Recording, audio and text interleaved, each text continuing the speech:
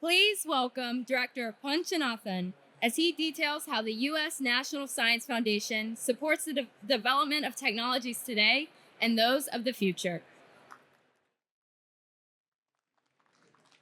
Thank you, Nayam. Good to have all of you here. I know there is so many things going on. I just had a quick sort of a breeze through. Wow, that's amazing to see what's going on here.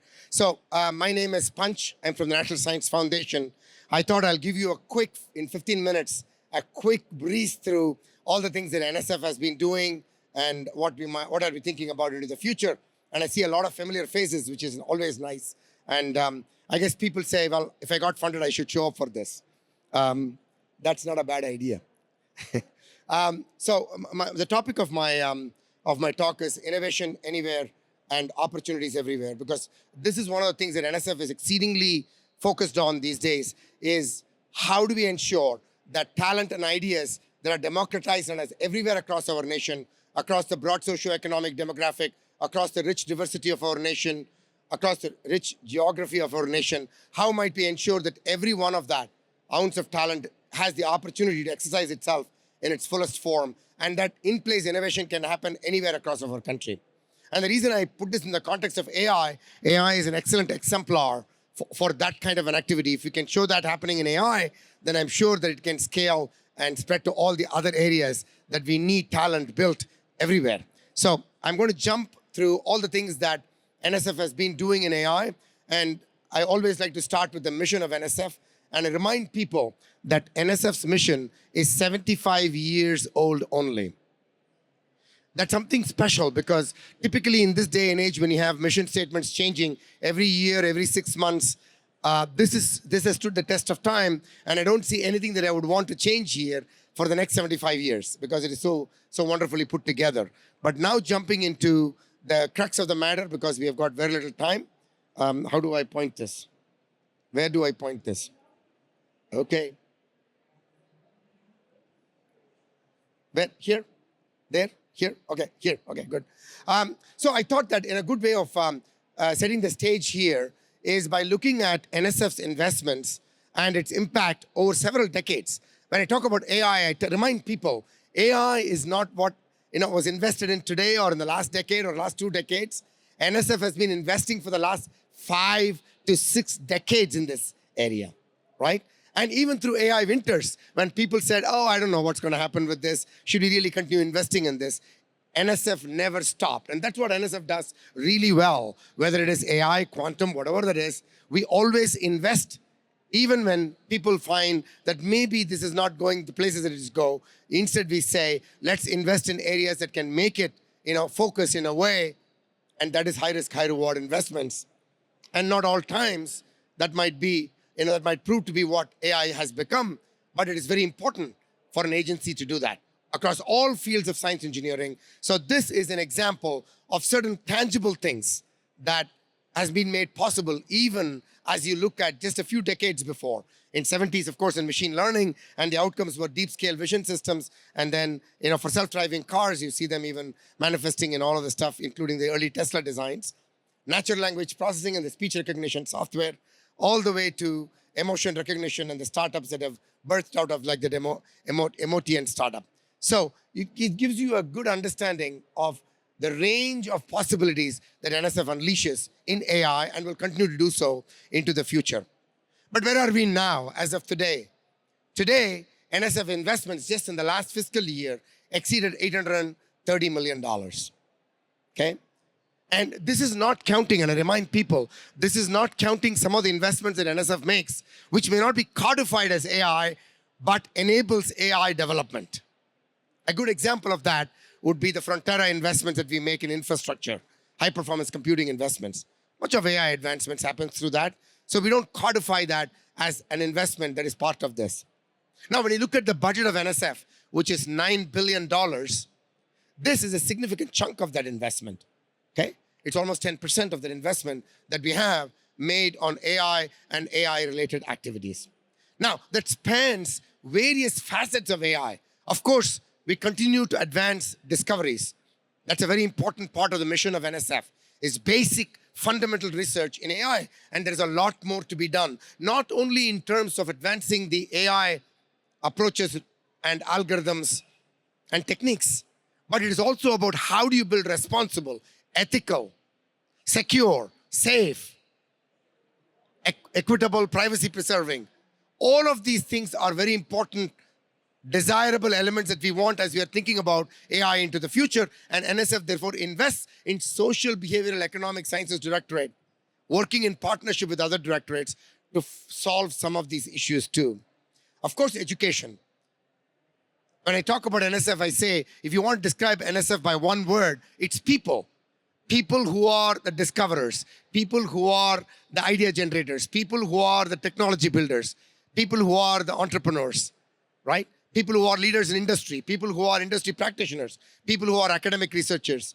All of that is what NSF makes possible through the investments that we make in discovery research, applied research, and so on. And therefore, we make possible ideas being unleashed at full force and full scale. Infrastructure, of course. I'm going to talk about NAIR, the National AI Research, which we just launched 35 new projects with the White House on Monday.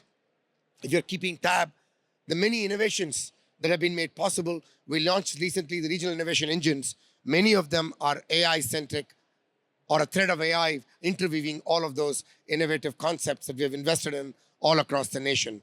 Of course, technologies, of course, translation and workforce training. Now, let's dive into a few things in the interest of time. So, in summary, you want to look at it as AI everywhere, as how we look at what our investments make possible. And one manifestation of that, we invest, of course, in single PI research, groups of PI working on this, yes, all of that.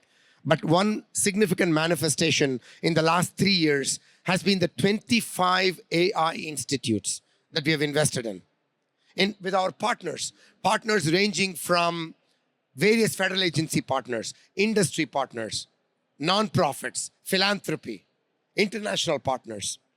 So this collective investments are very important in order to advance. Let me give you an example.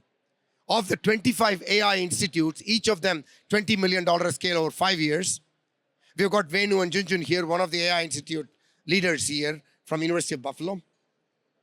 So we have advancing quite a bit. Vikram here from UIUC in AI for agriculture.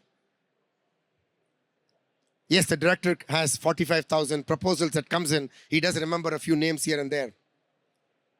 So the important thing is these 25 AI institutes, only 300 million of the 500 million that we invested, $500 million we invested, was by NSF. The other 200 million was by our partners. In fact, the USDA, NIFA, invested $100 million for 5 AI institutes for agriculture, including the one that Vikram is leading from UIUC. We have one from Iowa State.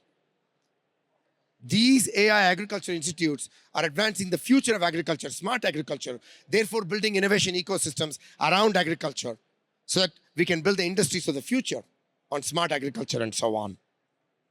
Now, I'm going to quickly run through a few of them. We have invested in an AI institute for agent-based cyber threat intelligence and operation called Action. Again, collaboration across 11 universities, led by the University of California, Santa Barbara. You can see through the focus of each one of these, I won't have time to go through every one of them, but I strongly encourage you to go to NSF website to look at the entire collection of AI investments and manifestation of that and expression of that. And the 25 AI institutes, if you look at each one of them, you will see the breadth and depth of topical areas, partnerships, the geographies covered, and the amount of talent that we have inspired. Just with these 25 AI institutes, we have spanned 46 states. The AI investments of NSF is in all 50 states of our country, and that's the way it should be, because I said talent and ideas are democratized. Now, to the folks here, and they just showed up, and they didn't know that I was going to talk about theirs. Venu and Junjun, their AI institute is focused on AI Institute for Exceptional Education. Now, we have speech-language pathologists, right? Apparently 62,000 of them across the country. There are already 3 million plus, or getting to 4 million kids who have speech-language services requirement.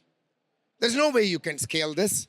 So they're building an AI companion with the speech-language pathologists so that we can help them in the pre-screening process. How do we find what kind of services are required for the various children? And then how do we then provide those services as a companion to speech language therapists so that we have high quality, sustaining kind of service provisions that makes these 3 million plus kids also feel like their ideas, their talent are as much needed in terms of bringing them out in full force for the advancement of the future of not only the AI industries, but all industries and more. Did I do a reasonable job? Okay. I'm just a spokesperson, I tell people. So Vikram, we won't disappoint you. I didn't expect that you was going to be here, but they can take comfort in knowing that I'm talking about their projects. So these 5 institutes of AI for agriculture with NIFA is truly outstanding. I mean, you look at each one of them and the kind of startup activities that are coming out of it, kind of activities that relates to the farmer and being able to on demand provide services to the farmer on the ground. In fact, yesterday I was listening on Monday with the NAIR presentation, one of the AI institutes of Iowa State University. They were saying that with NAIR, they will be literally able to take a handheld device, a farmer can take it to a pest and take a picture and say, is this a pest or not a pest? Should I deal with it or not deal with it? And so these kinds of decisions that are very important for building robust agricultural ecosystems. And I'm very proud that NSF is continuously investing in those kind of ideas. And then I talked about the importance of ethics, responsible development. And so we co-invest with NIST in this institute, which I'm very excited about, which is the Institute for Trustworthiness in AI, in Law and Society, called TRAILS. And that is the University of Maryland College Park-led institute. So please go ahead and look at all of them. How much time do I have? 6 minutes. Okay. It's not moving. The clock is not moving. Is it okay? Yeah? Maybe just thought, wow, this guy is doing a great job. Why? Yeah? Okay. Oh, before I advance on this slide. So the National AI Research Resource. Why do we need a National AI Research Resource? There was a task force put together by the National Security Council and Office of Science Technology Policy. NSF was a significant participant in that, with all the federal agencies sitting together and talking about how might we democratize access to AI resources so that it doesn't become where people who have access to resources are the only pathway for us to advance ideas and innovations, as important as they are, but it cannot be limited by that. So how do we change that? And so the NAIR, and I encourage you to go and look at the NAIR report. It's got some very strong recommendations. And one of the recommendations was the build-up of a NAIR research resource, National AI Research Resource, NAIR, for the benefit of all folks who have good ideas and talent being able to have the access to the resources so they too can express their ideas in the fullest form. And so President Biden issued the executive order in AI last October, and a fantastic set of taskings that was done as part of the executive order. And one of the taskings for NSF was to build a NAIR pilot in 90 days. And I'm proud to say that in 90 days, we got not only NSF investing $30 million, but we got the who's who in AI, 25 non-governmental partners, Microsoft, Google, Amazon, NVIDIA, OpenAI, Anthropic, all the who's who participating and contributing resources, in addition to 10 other federal agencies, Department of Energy, NASA, NIST, DARPA, DOD, USDA, all of them participating in this so that we might build this resource that can provide access to those. And we have already launched, within the next few days, few months, we have already launched the first 35 projects. I strongly encourage you to go look at them. And it's amazing to watch what these projects are able to do and will be able to get done with the NAIR resources. There are 50 other projects that have, the successful reviews. So I'm supposed to wind up. So you see all these folks listed here. And so, where are we going to next as we wind up? As we're thinking about powering AI into the future, there are a number of programs, and we won't have time to go through all of them, but to give you a sense of it, Red Responsible Design, Development, and Deployment of Technology program of the TIP Directorate. expand AI, which is how do you generate the talent for the future by investing in minority serving institutions and emerging research institutions so that talent there can be inspired through AI and in community colleges, as well as Research 1 institutions and Research 2 institutions. And Safe Learning Enabled Systems is another major program in the Science Directorate. Michael is here. He's the division director. Michael, if you want to stand up so people can recognize you. So, so we have a fantastic set of programs that are being put together at NSF in addition to what we already have so that we can advance the frontiers of AI into the future. So what do I need from you? Partnerships, ideas. Check out NSF, see how you too can be part of this revolution and how you can enable the work that NSF is investing in by your ideas. Thank you all, and that's all I have to say.